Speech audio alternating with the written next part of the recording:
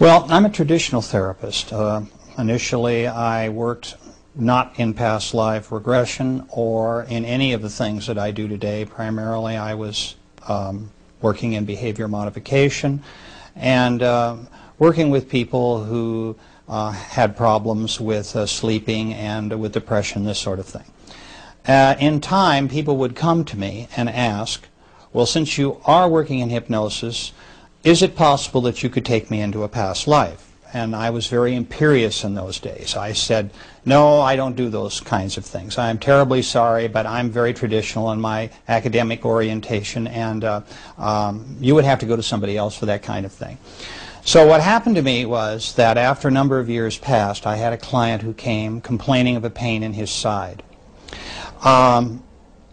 He told me that he'd been to many medical doctors, had x-rays, and was told that it was all psychosomatic. It was in his mind, and that if he just forgot about it, it would go away. But it was causing him intense pain. He wasn't sleeping well, and so forth. He asked me if I could possibly find any root causes for this in his childhood, if I could regress him to his childhood. So I did this, and we searched, and I looked through many of the early aspects of his childhood, and I could find him not falling on a sharp object or being involved with knives in any way or anything that would cause this very sharp pain in his side. So finally, in frustration, I said to this individual, who, by the way, went very deep very quickly in hypnosis, which is an important part of what I'm saying, because that to me is a key in reaching into the past life work that I now do and my interlife work. I said, go to the source of your pain. Tell me the first time it happened. And suddenly he was on the battlefields of France in World War I, in a British division at the Battle of the Somme, and was being bayoneted. So while the poor fellow had suddenly regressed into a past life, almost getting ahead of me, and he's lying in the mud dying, I'm so skeptical, because that's my nature, that I'm asking him to describe his division patch for me on his arm. What battle is this, I asked. Where are we? Who are you fighting? Because I'm not satisfied that this is really happening to me. So he described all these things very accurately, and since I am an amateur historian, I knew he was accurate. And so I realized that I'd had my first past life case, and I worked in desensitizing him just as I would have done if he'd have been a 6-year-old child who'd speared himself in the kitchen, for instance, while his mother wasn't there. So from that case, I realized that that past life regression was very real. I was still somewhat skeptical. I did a lot more experimenting, of course, and working with people, and a lot more time passed. And then what happened to me was another case, almost by accident. A lady came to me who complained of loneliness and isolation in society, and she felt that she was not really a part of this world, that she just felt so disoriented with the life that she was living and the people that were around her, she was thinking of suicide. And so again, I worked with this lady as I'd done with this man, but not in past life work. We talked about a lot of childhood issues. I put her in hypnosis. We worked a lot with her early life and so forth, and really didn't come up with anything. So like with the man I just spoke about, I asked this lady, go to the source of your loneliness and lack of companionship. And again, she was very somnambulistic. She went very deep very quickly. She was a very good hypnosis subject. And she said, I see them all right now, my companions, they're here in front of me. And I thought, you know, what are we talking about here? Is this a bridge group? Who are these people? And she's staring at my office wall with a glazed look, and she sort of, her eyes are fluttering, and she's saying to me, no, these are my spiritual soulmates, and there are 8 of them, and she described who they are. And I couldn't believe this. There just chills went up and down my spine, that I had actually, I was talking to someone who was talking about a life between lives. And this is an area of which I had no experience and I'd read no books on. There weren't many books even touching on the subject. So from that case, I began to really research the area between lives. And I soon, as my practice, as time went on, my practice, I changed it to working basically with people who want to know about their immortality.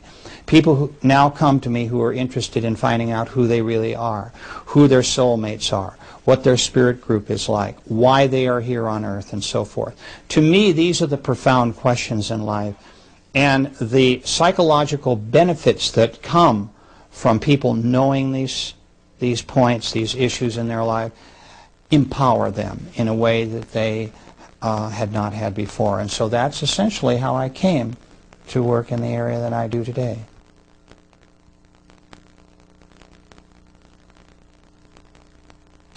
You've got two types of people: those that understand hypnosis and the power of hypnosis and realize that it's for real. The AMA, I might add, has accepted hypnosis as a medical tool since 1958, which is rather late considering how long it's been around. But the point I want to make is that people do not hallucinate in hypnosis. The conscious mind is not unconscious. It's very aware of what is going on around at all times around the subject. It is not as if you were in bed asleep at night in a deep delta state. You are in what we call an alpha or theta state. So your conscious mind is able to work and help with information that we're deriving from your subconscious. And so hypnosis really, in terms of whether you want to believe in hypnosis or not, depends on your willingness to accept self-reports as data. And essentially, it's not like physics where we have formulas. In terms of scientific proof, one could argue that's not possible. All I can tell you is that I was a skeptic at first about the whole process of past life regression and working in the life between lives. And what convinced me that it was real and that my patients were telling me everything that had actually happened to them in the past was their consistency of their reports. It didn't matter whether someone came to me who was deeply religious or an atheist or any philosophical persuasion in between. Once I had them in deep hypnosis, they all told me the same thing about the spirit world and about their life between lives.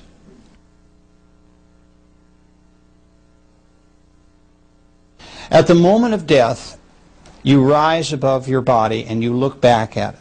Now, there have been a lot of near-death experience reports. There have been books written about near-death experiences, and certainly people who have gone through this have appeared on television and radio and have described to the public in many forums how they felt and what they experienced. But you have to keep in mind that in a near-death experience, we're talking about someone who is clinically dead only for a few minutes, so they wouldn't be around to tell what they experienced. In my case, I have a client in hypnosis for some 3 hours, questioning him about these things. They're also in a relaxed state. They're not undergoing any body trauma. So they're able to tell me in a very clear and forthright way everything that happened to them. Now, let me explain that there are two types of souls. There are the more advanced type and they're the beginner type souls. There are really a few more types, but I'll just talk about these, essentially. The beginner soul, that is, the person who has not lived all that many lives, sometimes has difficulty separating from their body. And not that they're not released at the moment of death, but they hang around. They want to go to their funerals, and we're so vain. You know, these people will describe how they want to find out who's coming to their funeral, who's bringing flowers, how much respect is their body being shown, you know, being cremated or being put into the ground or what have you. So you have that type of soul who's not really ready to leave Earth's astral plane immediately because they're a little disoriented, and also they're kind of reluctant to leave this life in which they've, you know, had so much enjoyment. Then you have the second major type, which are those souls who have been around a long time and they're very experienced. They usually leave very quickly. And so both types, when they look back at their bodies, I want to tell you that there is something that's uppermost on their mind, and that is to comfort the loved ones that are left behind.